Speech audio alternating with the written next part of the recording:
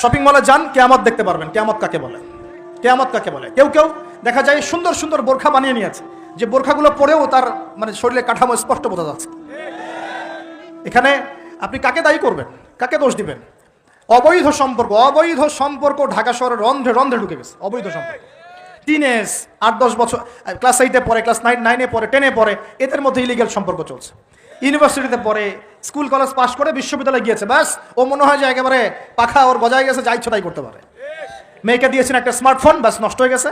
ছেলেকে দিয়েছেন একটা বাইক, ও দেখ মাদকের আসরে বসে আছে। কি একটা অবস্থা! এই যুব সমাজ কি আগামী দিনে ইসলামের পতাকা বহন করবে?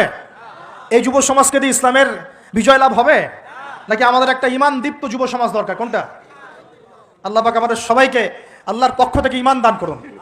আর আমি আর লম্বা করতে থাকলে সারা রাত যাবে গা।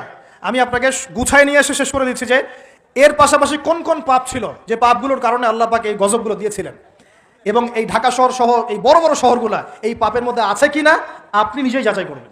যাচাই কে করবে? আপনি যাচাই করবেন, আমি যাচাই করব না। 1 নম্বর শিরকের পাপ, আছে না নাই? কুফরির পাপ 2, আছে না নাই? আমানত উঠে যাওয়া, আছে না নাই? আমানত উঠে যায় নাই? কেএফসিতে যান, মরা মুরগি খাবেন, আমানত উঠে গেছে। মসজিদ থেকে শুরু করে উপর লেভেল পর্যন্ত কোনো জায়গায় আমানত আছে?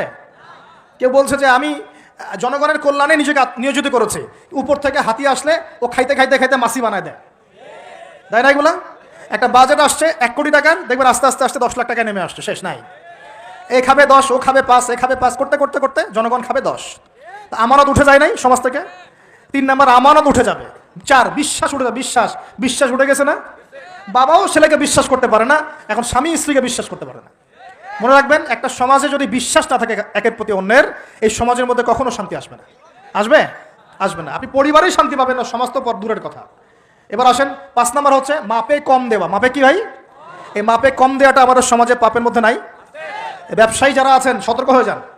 আপনি যদি মাপে কম দেন, এই পুরো রিজিক আপনার জন্য হারাম হয়ে যাবে, পুরো রিজিকটাই। এই রিজিকের ইবাদত আল্লাহর দরবারে যদি কবুল হয়, তাহলে কোরআন হাদিস মিথ্যা হয়ে যাবে। নাউজুবিল্লাহ। কোরআন হাদিস কি মিথ্যা? এই রিজিক যদি খেয়ে ইবাদত আল্লাহর কাছে কবুল হয়, তাহলে কোরআন সুন্নাহ মিথ্যা হয়ে যাবে। নাউজুবিল্লাহ। আল্লাহ পাক বলেছেন এই মাপে কম দেওয়া হারাম রিজিক খেয়ে ইবাদত করলে ইবাদত কবুল হবে না। পৃথিবীতে সর্বপ্রথম কওমে মাদিয়ানকে ভূমিকম্প দিয়ে ধ্বংস করে দেওয়া হয়েছিল।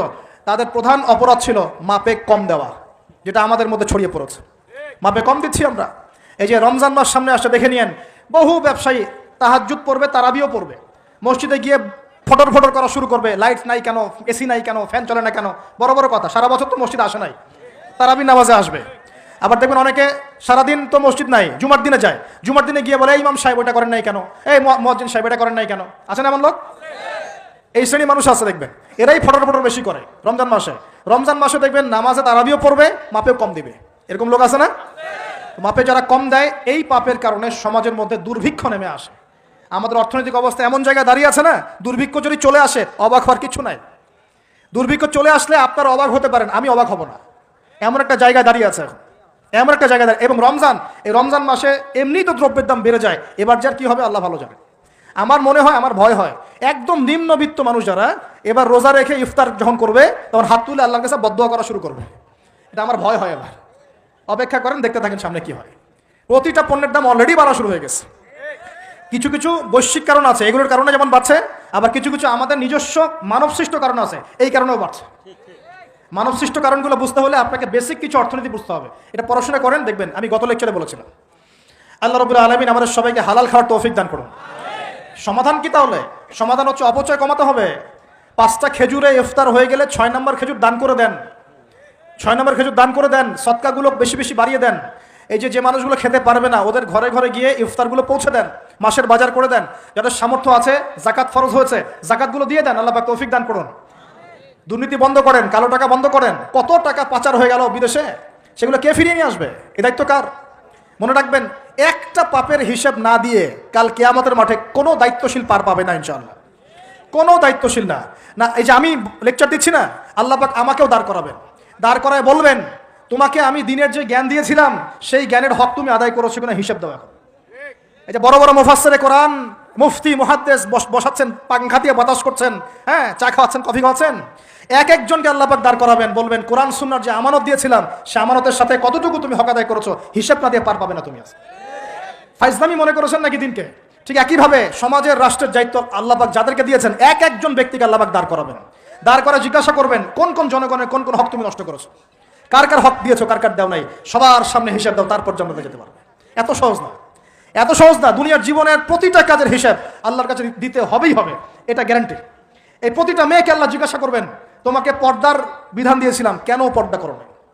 প্রত্যেক মুসলিমকে আল্লাহ জিজ্ঞাসা করবেন, 5 ওয়াক্ত নামাজ ফরজ করেছিলাম, নামাজ পড়ো নাই কেন? ঠিক মতো পড়েছো কিনা? প্রত্যেক ধনীকে আল্লাহ জিজ্ঞাসা করবেন, দাঁড় করিয়ে করি এক একজন করে, একসাথে 10 জন না, একজন একজন একজন করে আসবে, একজন করে। এই আব্দুল্লাহ তুমি আসো, এই আব্দুর রহমান তুমি আসো, এই ওবায়দুল্লাহ তুমি আসো, এই রহিম তুমি, আব্দুর রহিম তুমি আসো। এক একজন করে আল্লাহ ডাকবেন, বলো তোমাকে ধন দিয়েছিলাম, কি করেছো? বলো তোমাকে ইলম দিয়েছিলাম, হক আদায় করেছো কিনা? বলো তোমাকে ক্ষমতা দিয়েছিলাম, কি করেছো? আমি জানি না আর কিভাবে ওয়াজ নসিহত করলে মানুষের কলিজার মধ্যে ঢুকতে পারে, আমার জানা নাই। আমি সহ প্রতি ব্যক্তি এই বিচারের সম্মুখীন হবেই হবে ইনশাআল্লাহ। আল্লাহ পাক আমাদের সবার জন্য বিচারটা সহজ করুন এবং এই কথাগুলো বুঝে আল্লাহকে ভয় করার তৌফিক দান করুন। আমাদের আন্ডারে যারা আছে সবার হিসেব আমাকে দেওয়া লাগবেই। অতএব সমাজ থেকে দুর্নীতি বন্ধ করেন, পাচার হওয়া সব কালো টাকা সাদা করে নিয়ে আসেন, অপচয় কমান, দুর্নীতি কমান, এবং যারা জুলুম জালেম ওদের সাথে কোনো আপোষ করবেন না, সমাজে ন্যায় বিচার প্রতিষ্ঠা করার চেষ্টা করেন।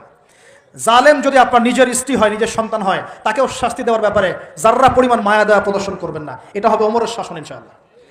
ওমর রাদিয়াল্লাহু আনহু ছেলে অন্যায় করেছিল না, সবার সামনে পিটিয়ে ওমর রাদিয়াল্লাহু আনহুর হাতেই তার মৃত্যু হয়ে গেছে। আল্লাহ পাক, আল্লাহ আর কি বলবো, আর কি বলার বাকি আছে? আল্লাহ রাসূল সাল্লাল্লাহু আলাইহি ওয়াসাল্লাম বলছেন, হে ফাতিমা, আমার মেয়ে ফাতিমাও যদি চুরি করতো, আমার মেয়ে ফাতিমার হাতটা কেটে ফেলে দিতাম একেবারে। কে বলছে এটা? আমাদের নবী মুহাম্মদ সাল্লাল্লাহু আলাইহি ওয়াসাল্লাম বলছেন, আমার মেয়ে ফাতিমাও যদি চুরি করতো, তার হাতও আমি কেটে ফেলে দিতাম একেবারে।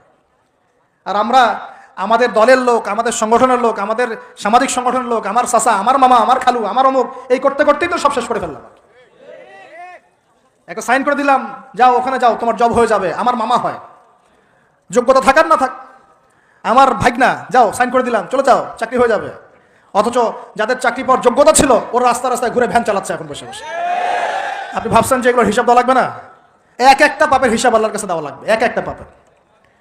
তুমি অমুক পাওয়ার দেখায় একটা মানুষকে পিটায় মেরে ফেলে দিলা, অমুক পাওয়ার দেখায় একজনের সম্পদ কলমের খোঁচা দিয়ে দখল করে ফেলে দিলা, মনে করলা যে কেউ দেখলো না, খালি নিঃশ্বাসটা বন্ধ হোক, কবরে যাও, আল্লাহ দেখাবে তোমাকে।